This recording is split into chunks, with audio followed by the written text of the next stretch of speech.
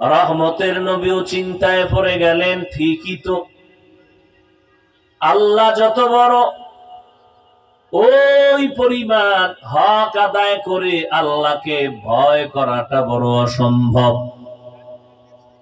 নবীও পেরেশান হয়ে গেলেন। আল্লাহ তাআলা জিবরাইল আমিনকে দিয়া সান্ত্বনার বাণী নিয়ে পাঠায় দিলেন, ও জিবরাইল, যাও নবীরে জানায় দাও, ইত্তাকিল্লাহা মাস্তাতাতুম, আল্লাহর হক আদায় করে ভয় করা লাগবে না, বরং বান্দা তুমি তোমার সাধ্য মতো আল্লাহকে ভয় করো, তোমার সাধ্য মতো আল্লাহকে ভয় করো।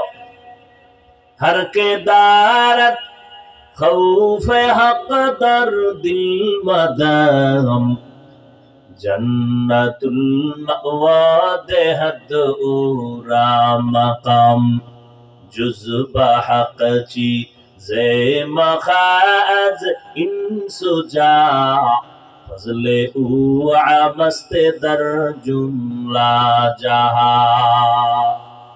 জিবরাইল আমিন আসলেন সাহাবায়ে কেরামদের সামনে, আল্লাহর নবী আয়াত শুনায় দিলেন, সবাই আশ্বস্ত হলেন, এবার আল্লাহকে ভয় করা সম্ভব, আমাদের সাধ্য মতো আল্লাহকে ভয় করাটা সম্ভব, অসম্ভবের কিছু নেই। কিন্তু আল্লাহর হক আদায় করে ভয় করা সম্ভব না। ভয়, এই ভয়টার নাম তাকওয়া, যারা ভয় করবে তাদের নাম মুত্তাকি। ভয় যেখানে থাকে, ওই ভয় থাকার জায়গার নাম হলো অন্তর। আত্তাকওয়া হাহুনা, আত্তাকওয়া হাহুনা, আত্তাকওয়া হাহুনা। পয়গম্বর বলেন, আল্লাহর ভয় অথবা আল্লাহর ভয় তাকওয়া অন্তরে থাকে, এটা অন্তরে থাকার জিনিস। আল্লাহ বলেন, আমাকে ভয় কর। ভয় করার ব্যাখ্যা কি? বেশি বেশি জিকির করার নাম তাকওয়া না, বেশি বেশি তাসবিহ টানার নাম তাকওয়া না, বেশি বেশি তেলাওয়াত আর নামাজ পড়ার নাম তাকওয়া না। তাকওয়া কাকে বলে? আল ইহতিরাজ আনিল মাসিয়াহ, গুনাহের থেকে নিজেকে বাঁচাইয়া রাখার নাম হলো তাকওয়া। বেশি বেশি ইবাদত করার নাম তাকওয়া না, বরং গুনাহের থেকে নিজেকে বাঁচাইয়া রাখার নাম হলো তাকওয়া।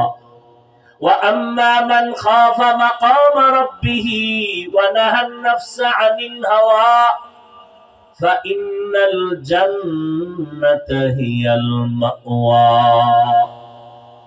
আল্লাহ তাআলা বলেন, হাসরের ময়দানে আমার আদালতে দাঁড়াইয়া হিসাব দেওয়ার ভয় অন্তরে জমা করে দুনিয়াতে যারা গুনাহে থেকে নিজেকে বাঁচাইয়া রাখবে, ও নবী আয়াত শুনায় দেন, আমি আল্লাহ তাদের জন্য স্থায়ী শান্তির ঠিকানা রেখে দিলাম, জান্নাতুল মাওয়া।